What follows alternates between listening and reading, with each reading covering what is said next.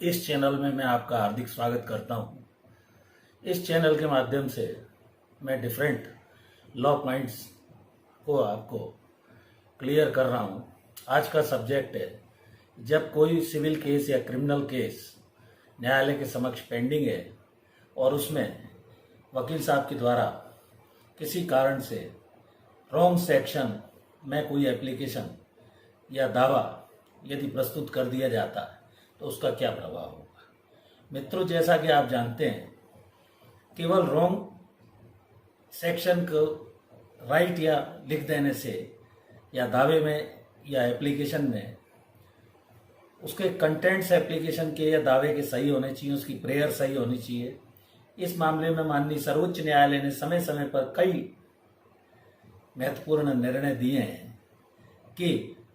गलत सेक्शन या धारा किसी आवेदन या दावे या कंप्लेंट में यदि उल्लेखित हो जाती है, रॉन्ग मेंशन सेक्शन का या प्रोविजन का इंसर्शन हो जाता है, तो इससे उस दावे या एप्लीकेशन पर कोई विपरीत प्रभाव नहीं पड़ेगा, बल्कि उसके कंटेंट्स सही हो, उसकी प्रेयर सही हो। वकील साहब से किसी भी गलती के कारण या इग्नोरेंस के कारण, क्योंकि इतने सारे अधिनियम हैं कि उनमें प्रत्येक सेक्शन का याद रखना, ध्यान रखना अत्यंत कठिन होता है।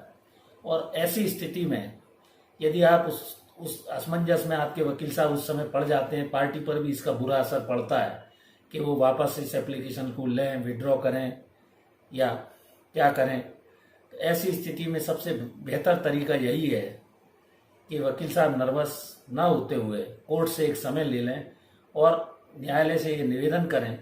कि साहब, मैंने इस पॉइंट पर कोई जजमेंट देख रखा है, मैं माननीय सर्वोच्च न्यायालय का कोई फैसला या निर्णय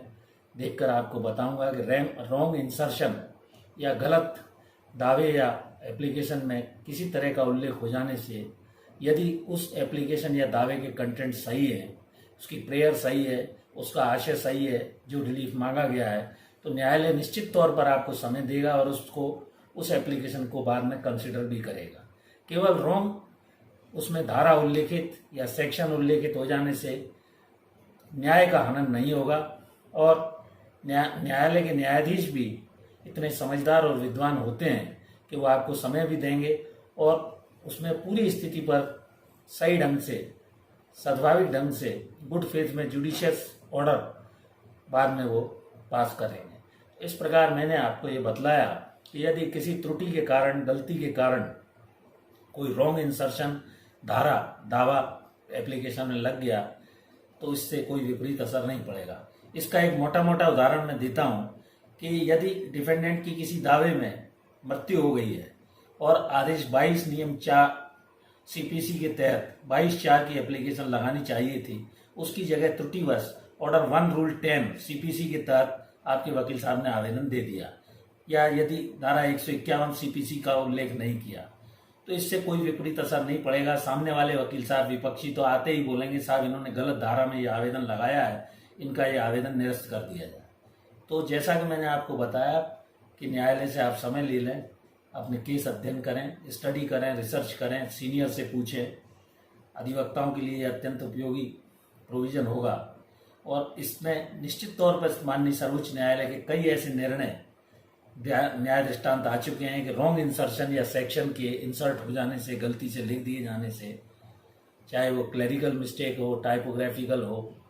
तो इस आधार पर उस आवेदन को निरस्त नहीं किया जाएगा, बल्कि न्याय की मंशा के अनुसार, न्याय हित में उस आवेदन के यदि कंटेंट सही हैं